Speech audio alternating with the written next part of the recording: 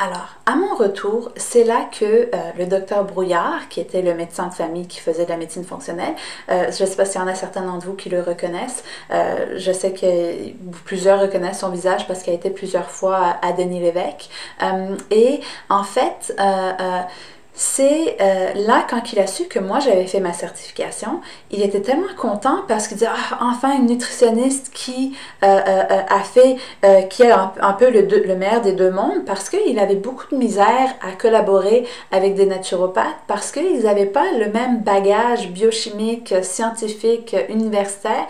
Donc, quand il a su ça, il m'a tout de suite offert de me joindre à son équipe. Puis moi, j'avais tellement peur. Je me disais, mais c'est quoi cette approche? Est-ce que c'est un charlatan? Est-ce que... J'étais tellement sceptique de cette approche parce que, comme je disais tout à l'heure, je me disais, si jamais ça fonctionnait si bien que ça, ben, il me semble que j'en aurais entendu parler à l'université. Et donc, j'ai décidé de accepter, mais juste à temps partiel. Je me suis dit, je vais voir qu'est-ce que c'est quoi cette approche sur le côté pratique. Parce que du côté théorie, il m'avait montré toutes les études dans ma certification, mais qu'est-ce que ça veut dire? Est-ce que ça marche vraiment ou pas? Donc là, j'ai décidé d'y travailler avec lui juste à temps partiel, puis j'ai décidé de travailler à temps partiel dans un gym où j'appliquais vraiment les principes que j'avais appris à l'université, parce que je me disais, ben, peut-être que c'est sur moi que ça n'a pas fonctionné, mais peut-être sur les autres ça fonctionne. Donc je me suis dit, bon, je vais faire moitié-moitié, puis comparer. Puis c'est là aussi que je dis, bon, je vais commencer aussi à l'essayer sur moi-même parce que avec tous les principes en nutrition, ça n'avait pas vraiment fonctionné. Donc, en médecine fonctionnelle, ce qui disait, l'organe qui disait qui était le plus important, c'était la flore digestive. Puis moi qui avais justement beaucoup de problèmes digestifs, je me disais, bon, je vais commencer à travailler là-dessus. Donc là, je faisais tous différents protocoles qu'il y avait pour réparer la flore digestive.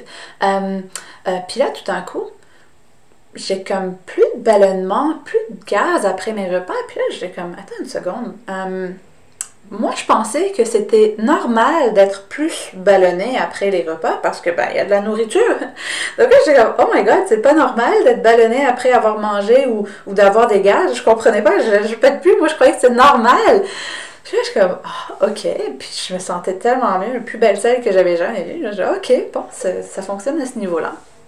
Là, je sais quoi qui parlait à propos des gras. Il disait que les gras, c'était un nutriment super important pour la santé et puis pour le cerveau. Donc là, petit à petit, je me suis dit, ok, j'ai commencé à augmenter mes gras. Puis là, tout d'un coup, je reçois plein de compliments. Hey, Natacha, t'as perdu du poids. Puis moi, je suis comme, oh my god. Moi, juste ce qu'il y avait dans ma tête, c'est, oh non, les gens avaient remarqué que j'avais pris du poids. C'est comme. Mais après, je me dis, ah, ok, ben, je vais aller me mesurer. Puis là, je me mesure. On avait comme une machine qui mesurait la composition corporelle. Puis là, j'avais comme perdu 10 livres de gras. Puis j'avais comme pris 10 livres de muscles puis d'eau. Puis là, je suis comme, oh my god, ok. J'ai comme pas vraiment fait grand chose comme changement. Puis là, je me dis, ok. Puis là, je me dis, c'est quoi qu'il disait par rapport au SPM? Parce que ça, c'était quelque chose que je souffrais beaucoup. Puis là, je suis partie regarder. Puis là, il disait que la cause des SPM, c'était souvent une inhabilité à pouvoir éliminer les estrogènes qu'on produisait. Donc là, il y avait comme certains petits nutriments pour pouvoir aider à éliminer les estrogènes en excès. Puis là, c'était comme... Mes prochaines menstruations ont duré 2 jours. J'ai à peine senti, j'avais à peine besoin de changer mon tampon. J'en revenais pas, j'étais comme, oh my god, pour moi, ça change une vie entière.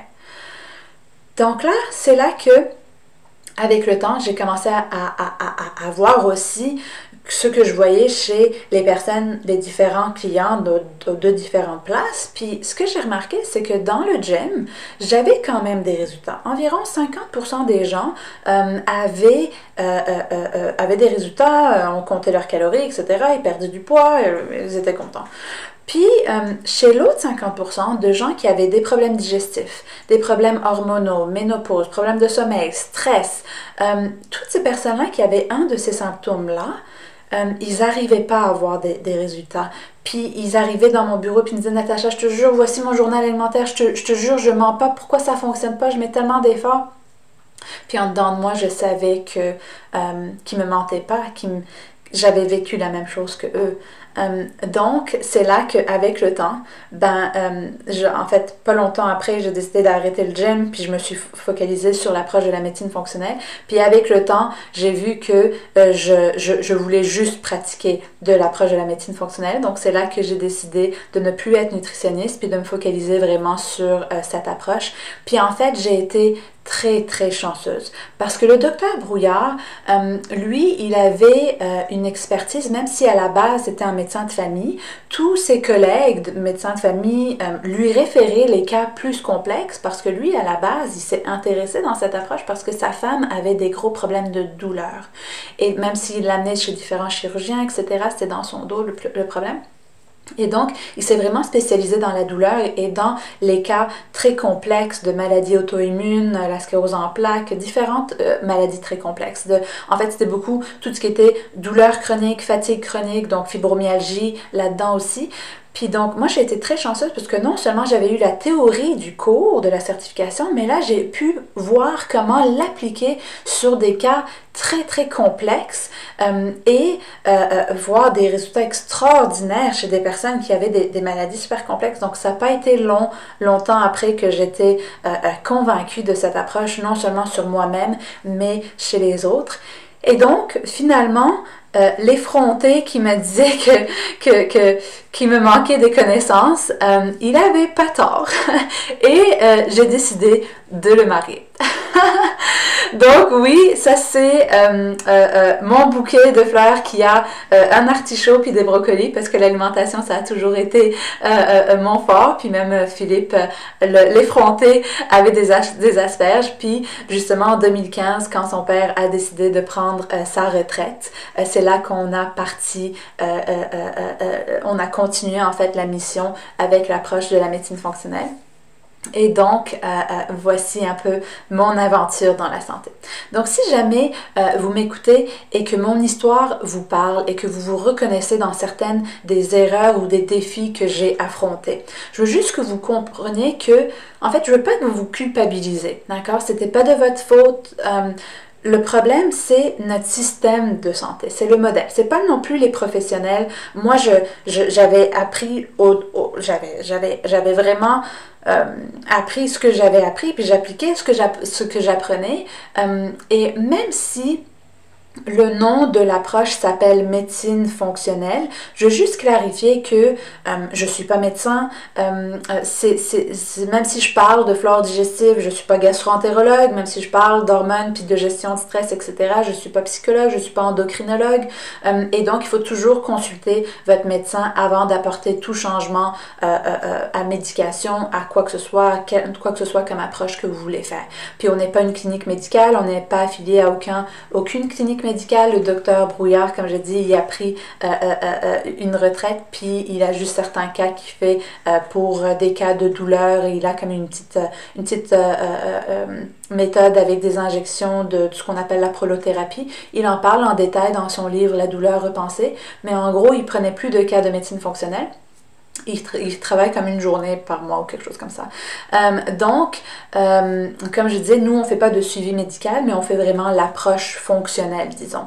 Puis, je veux juste un peu séparer les choses, parce que souvent des fois quand les gens vivent la même chose que moi j'ai vécu, ils peuvent se sentir très fâchés contre le système. Pourquoi que mon médecin ne sait pas ça? Pourquoi que on m'a pas donné ce genre d'informations à propos de ma flore digestive ou quoi que ce soit? Puis ce qu'il faut comprendre, c'est qu'on est très très chanceux d'avoir le système médical qu'on a.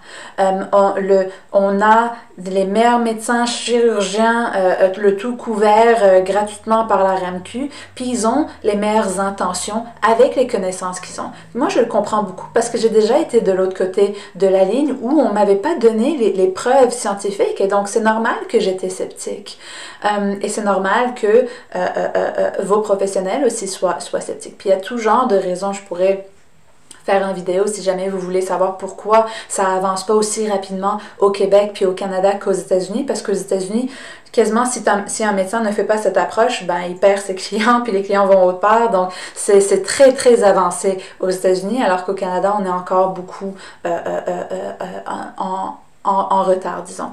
Et donc, et je veux juste que vous compreniez aussi que c'est pas nécessairement la faute des professionnels en tant que tels, c'est plus le problème du système. Parce que si jamais on regarde comment le système a été construit à la base, quand il y a une centaine, cinquantaine d'années, les gens mouraient principalement de maladies infectieuses. Puis là, il fallait comme trouver l'antibiotique ou le médicament miracle qui allait justement enlever la maladie infectieuse ou les symptômes. Et donc, la personne, dès qu'elle prenait le médicament, elle se sentait vraiment mieux, puis c'était la fin de l'histoire. Donc, c'est pas que c'était mauvais. Et si jamais on a une double pneumonie, faut pas attendre puis manger des brocolis. Là. Il faut aller voir le médecin. Puis même si les antibiotiques sont pas bons pour la flore, ben des fois, la double pneumonie peut enlever ta vie. Donc, il faut juste savoir comment bien reconstruire après des antibiotiques. Donc, il faut pouvoir utiliser le meilleur des deux mondes. Mais à cause de comment du manque, en fait, du genre de maladie qui existait quand le système de santé a pris forme, c'est à cause de ça, justement, que le système a été, priorise vraiment des solutions rapides. Donc, si jamais on a le diabète, ou le sucre qui est élevé dans notre sang, il faut un médicament rapidement pour le rabaisser. Donc, c'est comme ça que le système a été construit. Puis, sérieusement, si jamais vous avez un accident, vous êtes à la meilleure place pour avoir les services, comme je disais, gratuits, rapides. Si vous avez une urgence, c'est la meilleure place. Puis c'est là où cette approche, en fait,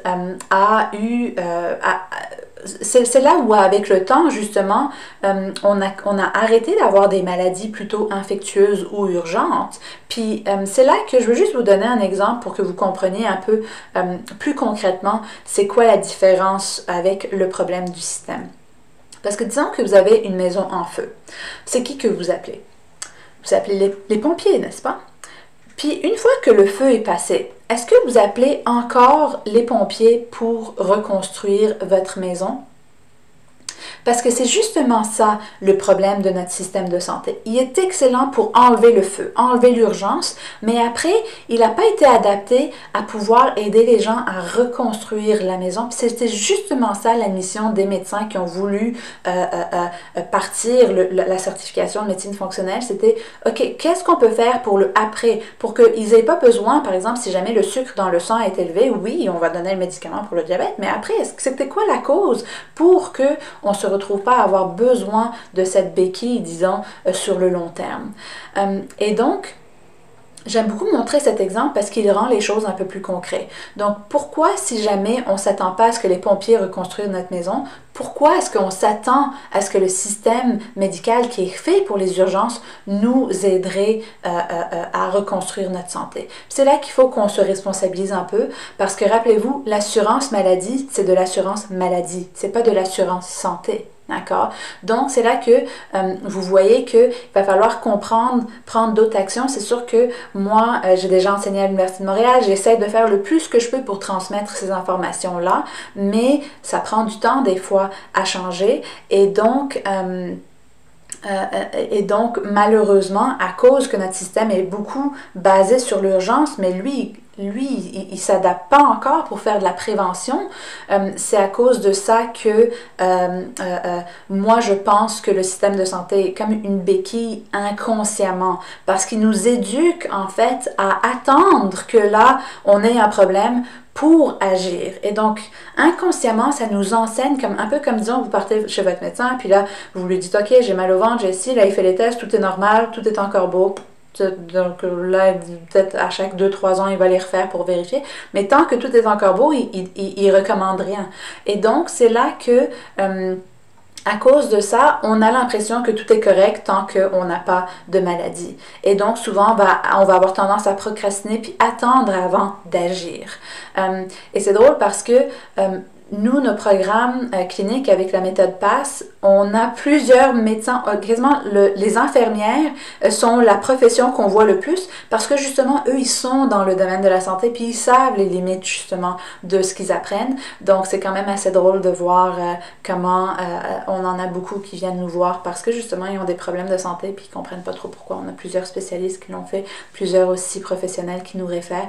Donc, voici la différence. Puis en fait, moi, la raison pour laquelle je donne le plus de conférences, le plus de vidéos que je peux, c'est parce que, ça c'est une photo de moi avec mes parents quand j'étais enfant, c'est que j'aurais aimé que mes parents aient eu accès à cette information quand j'avais cet âge-là.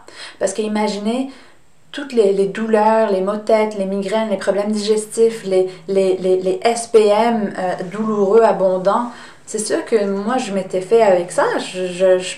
Donc, puis toutes ces années que je pensais que j'étais paresseuse, c'est fou parce que je pensais pas... Oups, désolée.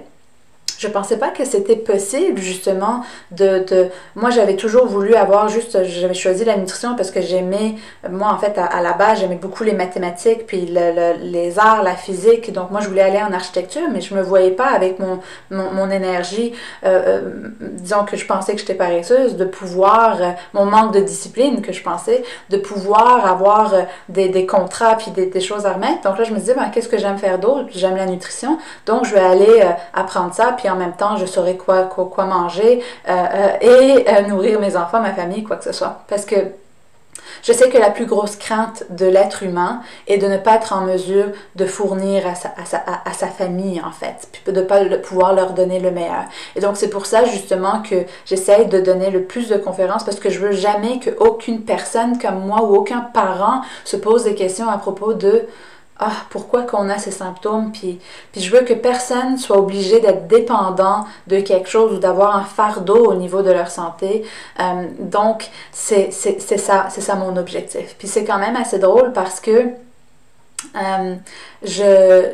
moi, quand je vous ai dit tout à l'heure que je voulais juste un travail à temps partiel parce que je voulais pouvoir être présente pour si jamais j'avais des enfants, c'est pour ça que j'avais choisi ça.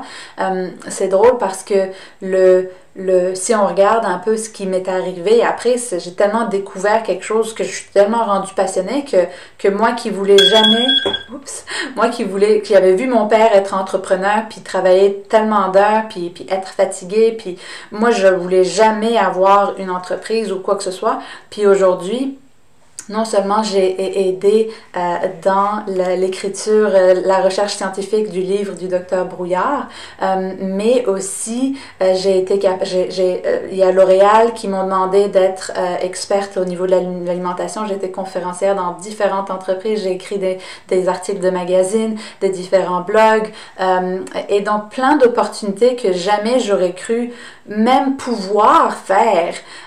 Et j'ai même fait partie d'un documentaire sur RDI qui s'appelait Les Persévérants, où on a aidé des enfants qui avaient de la difficulté au décrochage à l'école. J'ai fait partie de différentes capsules. Puis même mes capsules ont été réutilisées dans des cours à l'université. Ça, c'était justement une étudiante qui m'a envoyé la photo. Elle m'a dit, regarde, t'es dans notre cours.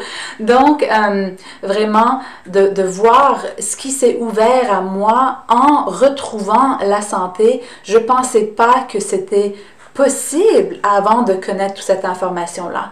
Donc oui, j'ai eu des bénéfices au niveau de ma santé, de ma vitalité, mais il y a aussi eu des bénéfices cachés en plus.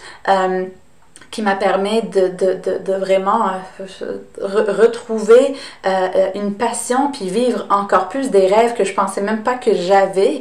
Et donc c'est ça que je veux vous demander. Est-ce qu'il y a des rêves que vous avez enterrés parce qu'ils semblaient aucunement possibles, ou est-ce qu'il y a peut-être des rêves que vous savez même pas que vous savez, que vous permettez même pas d'y penser parce que vous pensez pas que c'est possible? Puis mon histoire n'est pas unique. On ne sait jamais ce que la santé peut permettre en termes de rêve quand on ne l'a pas. Puis justement, on avait un cas elle m'inspire tellement. C'était une infirmière justement qui était venue faire le programme parce qu'elle avait des gros problèmes digestifs, elle avait aussi aucune capacité de perdre du poids. Puis, pendant le milieu de son programme, son conjoint a perdu sa job, puis là, elle dit, je peux plus continuer, on n'est pas capable ou quoi que ce soit. Puis là, je lui dis, ok, regarde, fais au moins ça pour qu'on finisse de réparer cette partie-là. Puis là, c'était drôle parce qu'après, finalement, son conjoint, il a eu comme une encore meilleure job. Puis, elle qui pensait que, moi, même si je fais le programme puis que je me sens mieux, je suis pas heureuse dans mon travail, mais j'ai pas vraiment le choix de changer. Puis là, c'était drôle parce que là, tout d'un coup, quand elle a eu l'énergie, la vitalité, Elle dit, hey Natacha, c'est comme si tout s'est en ligne. Natacha, j'ai trouvé une certification que je pourrais faire qui va en plein dans ce que moi j'aime faire, etc. Puis là, c'est comme, et là, je le sais que je pourrais le faire, j'ai l'énergie pour le faire. Donc, c'était magnifique parce que non seulement c'était elle qui avait fait le programme, mais tout autour dans sa famille, les gens ont commencé à être plus en santé. Donc, les autres personnes aussi, en ayant accès à l'information, ont pu avoir des résultats. Donc, c'est un peu ça que moi, je veux vous demander. Qu'est-ce que vous voulez? Qu'est-ce qui serait possible si jamais vous aviez la vitalité? C'est ça que je veux que vous vous posiez comme question.